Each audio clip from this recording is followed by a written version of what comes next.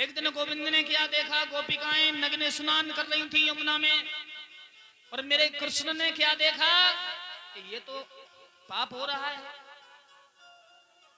कन्हैया ने कहा, वन में गाय चरा रहे थे, ए सखियों आज से नग्न मत नहाना। नग्न नहाने में वरुण देव का अपमान होता है, क्योंकि जल हमारा जीवन है। अगर आपको जल ना दिया जाए तो कितने दिन जी सकते हो बताओ? अगर आपको वायु ना दी जाए तो आप जी सकते हो? बिना जल के जी सकते हो? नहीं जी सकते ना। बोले वरुण हमारा देवता है, हमें प्राण देता है, और इसे नगिन्ना के अपमान दूषित करते हैं, ये कदापि मत किया करो, और आपका पतिव्रत धर्म नष्ट होता है नगिन स्नान करने से। नदी में घोंटुओं से ऊपर अगर जल जाता है तो पतिव्रता स्त्री का धर्म खंडित। मैं नहीं कह रहा भैया, ये तो प्रमाण है रामचरितमानस का। क्यों? भगवान श्री राम केवट से बार बार कह रहे थे, भैया मांगी नाव न केवट आना, कहे तुम्हारा मरम में जाना। राम ने नाव मांगी, केवट बोला मैं तुम्हारे मरम को जानता हूं, मैं अपनी नाव में नहीं बिठाऊंगा। राम ने कहा भैया बिठा दो, हमें पार जाना है। बोले बिल्कुल नहीं। क्यों? केवट पूर्व जन्म में कछुआ था, शेष सैया पर भगवान लेटे थे, बार बार चरण छूने जाता है, लेकिन शेषनाग ने ऐसी फुसकार मारी, कछुआ मर गया, लेकिन भक्ति उसके हृदय में रही। विष्णु ने मन ही मन अवतार दे दिया, अच्छा अगले जन्म में केवट बनोगे, मैं राम बन के आऊंगा त्रेता में, जी भर के चरण धो लेना, जी भर के चरण छू लेना। तो केवट को मालूम है वही राम है ये जो मुझे चरण नहीं छूने दिए, कह दिया। बोले जब तक चरण नहीं धो पाओगे नाव में नहीं बिठाऊंगा, कि तुम्हारे चरण छूते ही पत्थर की शिला नारी बन गई, और कहूं मेरी नाव नारी बन गई तो क्या हो गए वो? अरे राम बोले बड़ा अच्छा सौभाग्य है बेगो, एक तेरे घर में है, दूसरी और है जावेगी, एक सेवा करेगी, दूसरी खाना बनावेगी। केवट बोले बस दया करो।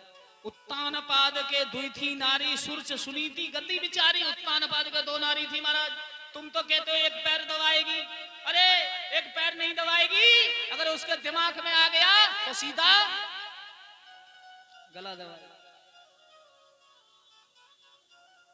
महाराज जब नाव से ही हमारी रोजी रोटी चल रही है, दो चार पैसे कमा लेते हैं, चरण धुपाओ तो नाव में बैठ लो, अन्यथा देखो उधर चले जाओ, बहुत थोड़ा जल है, और तीनों पैदल उतर जाओ। केवट बोला मैं जानता हूं पैदल गंगा जी में पैर नहीं रख सकते तुम, क्योंकि गंगा तुम्हारी पुत्री है, तुम्हारे चरण अंगूठा से अवतरित हुई ब्रह्मा के कमंडल में, और एक पुत्री के सीना पर पिता पैर नहीं रख सकता। और चलो इस बात को छोड़ो, सीता पतिव्रता है, सीता जल में प्रवेश नहीं कर सकती, क्यों? कि नारी के घोंटुओं से ऊपर जल जाएगा, पतिव्रत धर्म नष्ट हो जाएगा, नाव में तो बैठना पड़ेगा। पैर धुपा तो बैठो ना जाओ, मैं नहीं उतार। राम ने कहा लक्ष्मण से, भैया ये केवट क्या कह रहा है? मेरे पिता मरम नहीं जानते, माँ मरम नहीं जानती, ये मरम जानता है? जिस पिता ने पाल के बड़ा किया, जिस माँ ने पाल के बड़ा किया, वो मरम नहीं जानते, ये केवट मरम कैसे जानता है?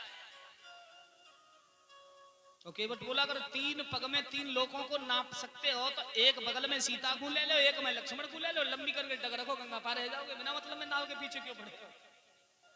पर भगवान श्री राम 14 कला मर्यादा से अवतरते हैं, वो कोई मर्यादा तोड़ना नहीं चाहते। उन्होंने कहा नाव में तो बैठना पड़ेगा।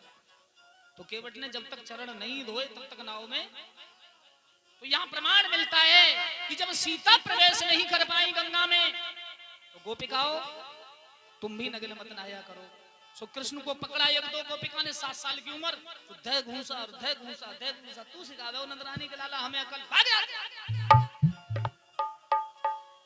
कृष्ण बोले कोई बात नहीं। एक दिन मौका लगा, कन्हैया ब्रज में घूम रहे थे, कन्हैया ने देखो इस झाड़ी से छुप के सब गोपिका यमुना में घुस गई, कपड़ा बाहर रखे और सबके कपड़ा इकट्ठे करे, पोटली बांधी और कृष्ण चढ़ गए कदम पर। अब नहाती नहीं भैया, नहाती नहीं। जब यमुना में ठंड लगी, नहीं ठंड लगी, एक सखी ने करके आई, ओ बहना गजब है गयो। दूसरी बोली का है गयो? बोले हमारे तो कोई वस्त्र ही ले गयो। तीसरी ने कहा कि कल नंदरानी के लाला में बुलचा मैंने मारे, और कोई शरारत नहीं करेगा, जो शरारत सिर्फ कृष्ण की है। और भगवान ने वहीं से बांसुरी बजाई वृक्ष कदम के ऊपर से। गोपिका हाथ जोड़े खड़ी हो गई, गोविंद हमारे कपड़ा दे दो। बोले कपड़े तो दे दूंगा, पहले कसम खाओ अपने पतियों की, आज के बाद नंगी तो नहीं रहोगी। कहती है कन्हैया आज के बाद नग्न स्नान नहीं करेंगी, हम अपने बच्चों और कसम की कसम खाती है।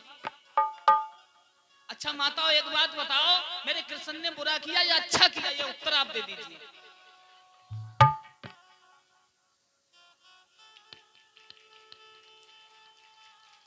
फिर लोग मेरे गोविंद को क्यों बदनाम करते हैं? कृष्ण ने कहा पतियों की कसम खाओ, आज के बाद नवीन तो नहीं नहाओगी। वरुण देव का अपमान होता है, तुम्हारा धर्म नष्ट होता है, वरुण देव दूषित होता है। स्त्री को कभी वस्त्रहीन होकर के स्नान नहीं करना।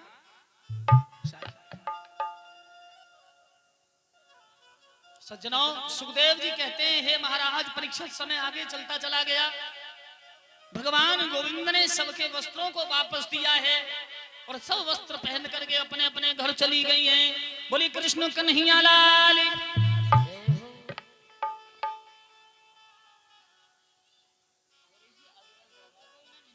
थोड़े थोड़े आगे आ जाओ।